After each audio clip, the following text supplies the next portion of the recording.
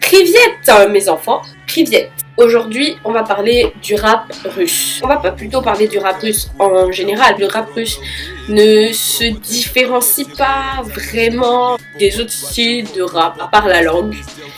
Et comme vous aurez remarqué, j'utilise un éclairage naturel. On va plutôt parler des problèmes qu'il y a dans le rap russe. On a tendance à se dire, ouais bon, c'est du rap, c'est la même chose, c'est le même délire. Bah non, en fait, en Russie, le rap n'est pas accepté comme partout dans le monde. Mais d'abord, on va vous faire écouter du rap russe. Oui, parce que moi, je ne fais pas le bordel. Hein. On écoute le rap russe, on juge, on commente et on like. Et on partage tout. C'est parti! Le rap russe. Donc, clairement, il n'y a pas grand chose à dire sur le rap russe. Bierziem jak kaski, všude kolem modelky, proto mají masky. Furt čistý lasky, život je děvka, ji tahám za vlasky. Bang, jsem tady na rok, pravý rok je pryč a já zmizel za rok. Berete se vážně, nemáte váhu, nechci být hvězda, chci mlečnou dráhu. Co bolí to roste, mrdám ty škatulky až praská postel. Uzvaný děcko, jo to slyším poste, stále bych boss, je nahoře noste. Ce qui est méga important à savoir en ce moment, Vladimir Poutine, notre cher président, Vladimir Poutine, pourquoi je suis devenue comme ça? Bref, Vladimir Poutine déclare la guerre au rap russe. Pourquoi il déclare la guerre au rap russe? Déjà, il aime pas ça. Et, selon lui, le rap repose sur 3 piliers, le sexe, les drogues et les manifestations. Et ces piliers vont mener à la dégradation de la nation.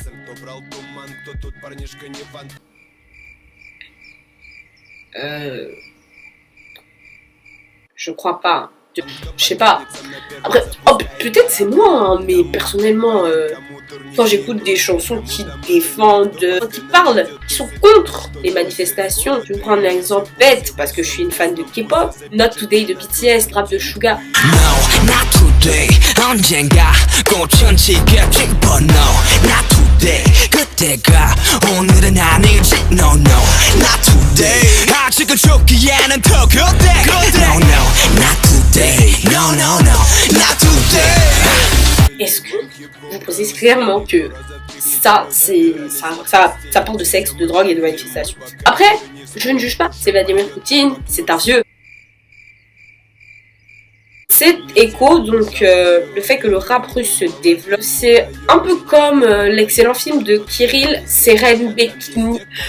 Je vais écrire là, on va écrire ça ici, parce que clairement c'est chiant à prononcer, voilà. Donc Kirill, on va l'appeler Valentin, Kirill Valentin. À la scène du rap en Russie, ça a mobilisé les autorités du pays parce que son influence est néfaste et que la jeunesse aurait justifié l'annulation de nombreux concerts et l'arrestation de certains artistes. Et le président russe, Vladimir Poutine, hein, il ne porte pas trop le rap dans son cœur. Hein. Il a demandé au gouvernement de prendre en main cette scène musicale, chargeant le ministère de la Culture de réorienter et de contrôler le rap. Genre, pour toi, le rap, c'est un machin, c'est un chien qu'il faut contrôler. Asie, tu m'as saoulé. Ça, c'est des propos rapportés par la BBC par rapport aux propos de notre ami, notre grand ami Vladimir Poutine. Vladimir Poutine, j'espère que ça va. Les autorités russes ont annulé plein de concerts, selon le rappeur Husky. Les concerts de notre merveilleux rappeur Husky ont été pris pour extrémistes, en disant que l'artiste engage de protestation avait suite offert un live à ses fans depuis le toit d'une voiture. Et cette action aurait valu 12 jours de prison. Et en plus, l'indignation était publique, il n'avait pas joué en sa faveur. Le concert de soutien à Husky avait même été organisé par des grands noms du rap russe, poussant les autorités à alléger sa peine, l'opposant au gouvernement Alexei Navalny. Plusieurs qui ont affirmé sur Twitter que le Kremlin ne s'attendait pas à une telle réaction d'unité face au sort du jeune rappeur. Personnellement, je pense que c'est plutôt bien ce qui s'est passé, parce qu'on ne peut pas interdire en fait la jeunesse de s'épanouir avec le rap. Tu peux pas empêcher presque tout ton pays d'écouter ça, alors que c'est quand même un peu grâce à ça que ça devient populaire, sachant qu'en ce moment le rap russe devient vraiment populaire, ça devient quelque chose que tout le monde écoute, y compris moi. Le fait d'avoir fait un concert de soutien pour Husky, parce que clairement c'est un bon rappeur, moi je dis merci. On peut dire en clair qu'en Russie, le rap c'est une scène en plein essor.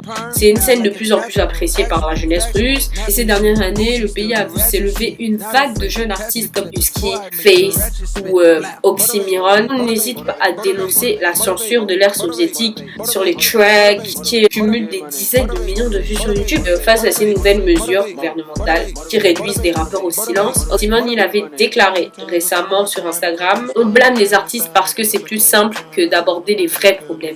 Au lieu d'aborder les problèmes que le pays a en ce moment, on préfère blâmer les artistes. Ouais, vous êtes un problème pour la société, machin, machin et tout ça. Moi, personnellement, je pense qu'il a raison parce qu'on ne peut pas blâmer les artistes juste comme ça. Il y a plein d'autres problèmes dans le pays. Attendez. Donc, voilà, il ne devrait pas se soucier vraiment en ce moment des rappeurs. C'est vraiment décevant de savoir que on dit que tout ce qu'ils font c'est inciter le sexe, la drogue, alors que non. Le rap c'est pas forcément ça. Aujourd'hui on a une image du rap comme ça. Et moi je pense que le rap devrait s'épanouir parfaitement en Russie. Et c'est pour ça que je fais cette chaîne, pour que on arrête de penser que le rap c'est seulement en rapport avec la drogue, le sexe, et que ça se passe qu'aux États-Unis, voire un peu en France. Il y a du rap partout. Il y a du rap en n'importe quelle langue. Le plus important dans le rap, c'est le flow. C'est pas forcément les paroles qui intriguent les gens. C'est pas parce qu'un rappeur parle de sexe et de drogue que c'est ça qui va attirer les adolescents vers lui, ou bien les adultes vers lui. Ce qui attire, c'est surtout la façon dont il rappe. Après, on se retrouve pour une prochaine vidéo. J'espère que la vidéo vous a plu. Vous likez, vous commentez, partagez.